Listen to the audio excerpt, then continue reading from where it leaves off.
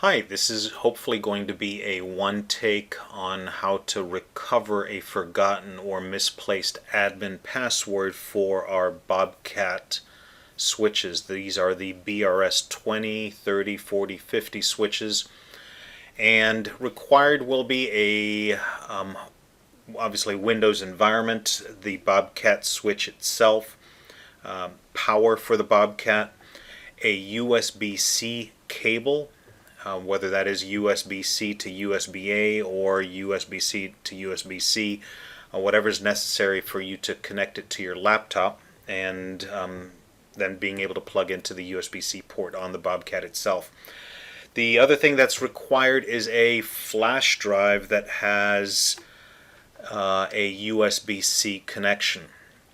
And what we've done here is I have a USB flash drive. This is actually a USB-A flash drive. I happen to have a USB-A to USB-C adapter. And what we do is we go into that switch and into the flash drive, and we literally right click on the flash drive, go to new, and what we're then going to do is we're then going to create an empty text document. And as you can see here, we have created that empty text document and we call it recovery. So recovery is going to be a text document. There's nothing within this. So as you can see here, I just opened it up. There's no contents in this recovery file. This is just a trigger for the BRS to then go into the system monitor mode. So having created this, what I'm going to do is I'm going to take this and I am going to plug this into the BRS. But before I do so, I want to make sure that I actually am able to communicate serially via the USB-C connection. So what I've done is, with the Bobcat powered, I fired up TerraTerm. You can also use PuTTY. What I like about TerraTerm is that when you opt for the serial connection, it will then automatically tell you what COM ports are available so that you connect with the right device on the right COM port. So I'm currently connected, and what I'm going to do is I am going to connect using the USB serial device. This is on COM port 7, and I'm going in with the standard default serial connections in terms of the speed and all of the other serial settings. And I'm just going to hit a single return, which is going to show me that I can get into this Bobcat. So I know for a fact that this serial connectivity works. The next thing I'm going to do is I'm then just going to unplug the USB serial cable, and I'm going to plug in the flash drive, and I'm now going to power cycle the switch with the USB-C flash drive in place that has this recovery text file. And during the boot process, you will see the three LEDs. There's a power LED, there's a status LED, and an ACA LED. And we're going to wait for the status LED to start blinking red. And what this tells us is that the switch has booted itself into a state where the system monitor is accessible.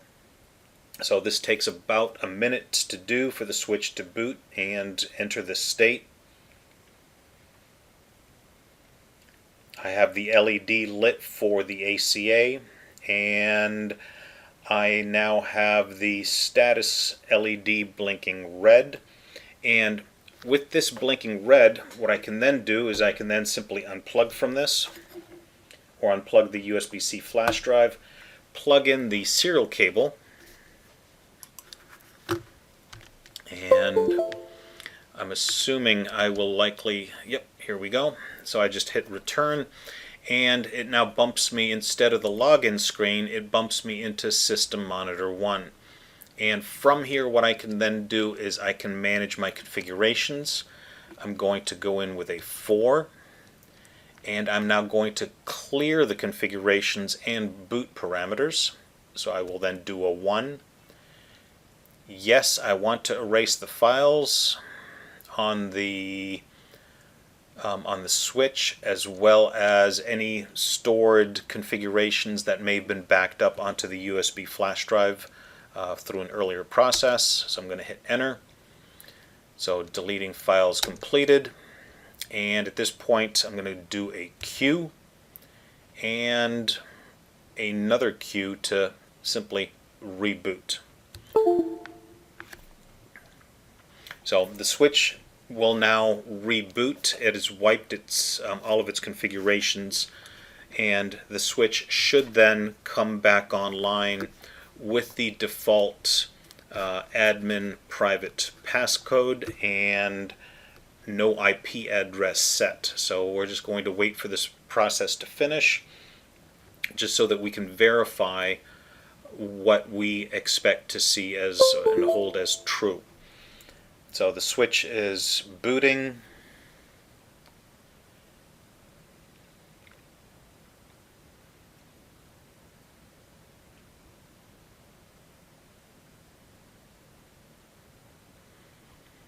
We can see that the switch is starting to load its configurations. It's loading a default configuration.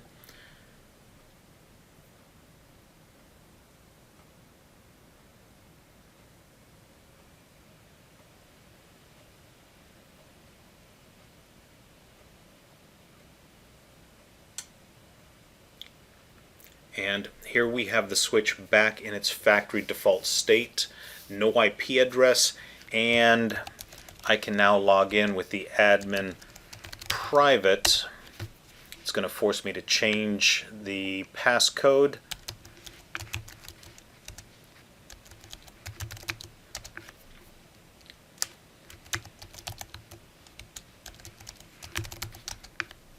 And I'm in the switch.